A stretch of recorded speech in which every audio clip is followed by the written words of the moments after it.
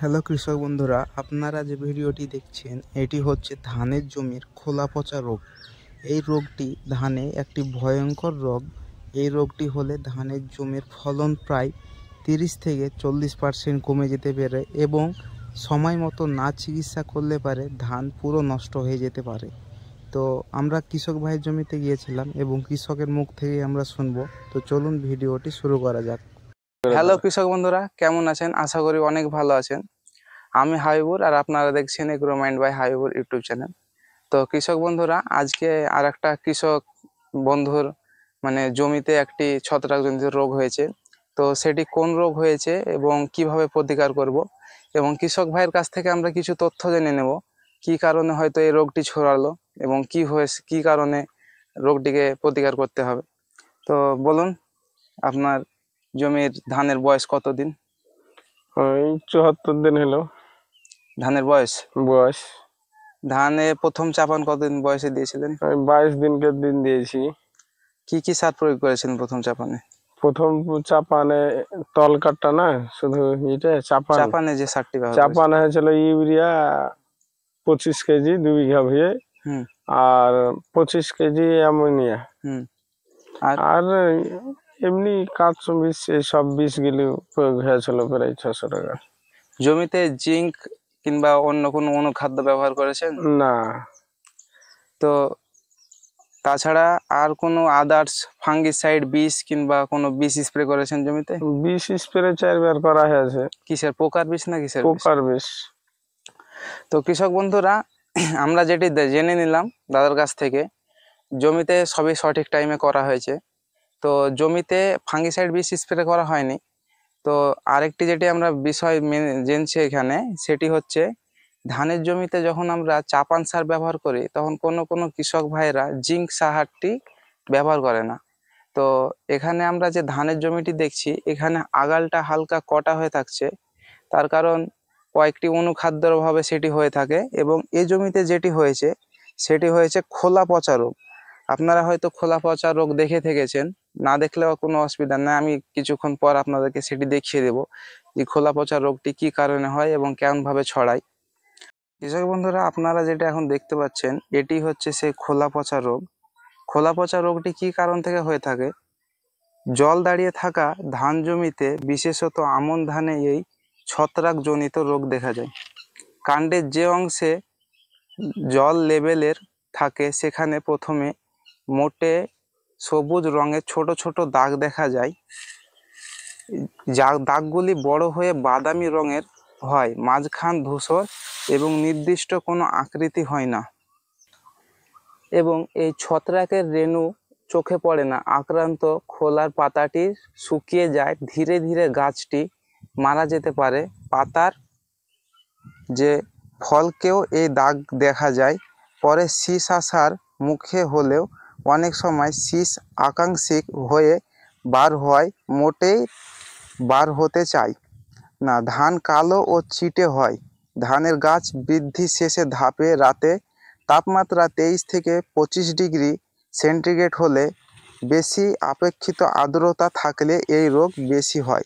যখন আপনার একটি ধান গাছের নির্দিষ্ট কোনো ওয়েদারে ঠিক থাকবে না, এক সময়তে গরম হচ্ছে, এক সময় বৃষ্টি হচ্ছে, এক সময় ঠান্ডা হচ্ছে, তখন যতটা ওয়েদারটা চেঞ্জ হবে সেই ওয়েদারে এই রোগটি বেশি ধরা পড়ে।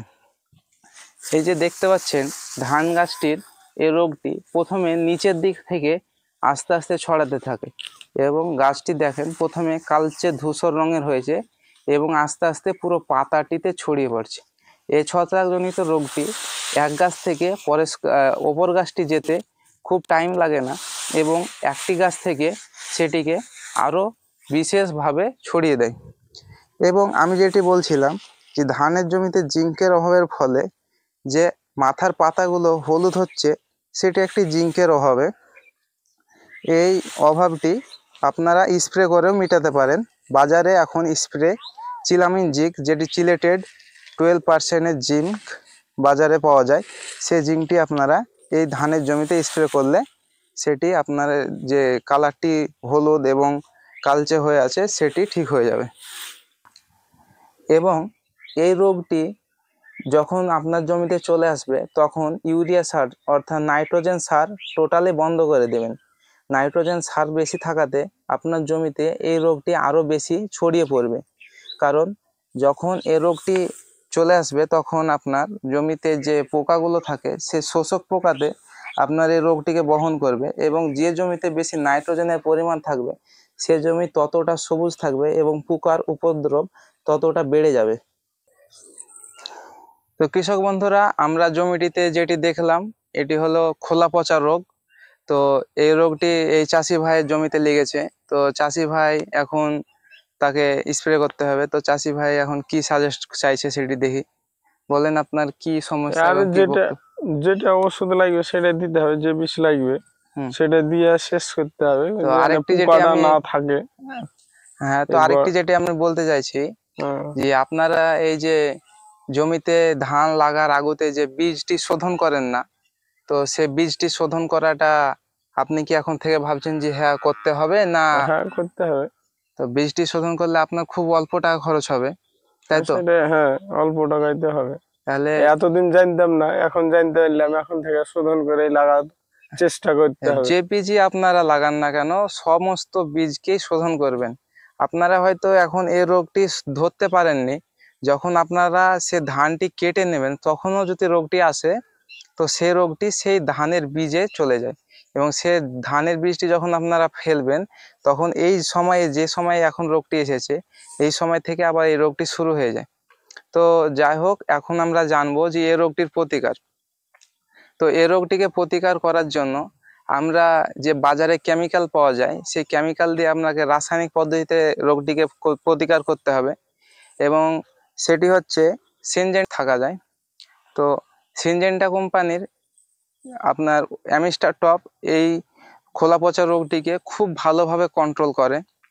এর ডোজটি যদি আমরা জানি তাহলে এর ডোজটি হচ্ছে, আমরা যেহেতু এখন মানে খোলা পচা রোগটি খুব বেশি লেগে গেছে, তাহলে এটিকে আমরা 15 লিটারের জারে 20 ml করে স্প্রে করব, এবং এমনভাবে স্প্রে করব যে গাছগুলো ভালোভাবে লেগে গেছে সে গাছগুলোকে যেন একটু ভালোভাবে ধুইয়ে দিতে পারি, তাহলে রেজাল্টটা খুব সাথে সাথ পাওয়া যাবে। আর গাছের যতটাই আপনারা লেট করবেন ততটাই আপনার এই খোলা পচা রোগটি পরস্পর গাছে ছড়াতেই থাকবে। তো আপনারা সঠিক টাইমে এই খোলা পচা রোগটিকে চিকিৎসা করুন এবং এই ওষুধটি ব্যবহার করুন।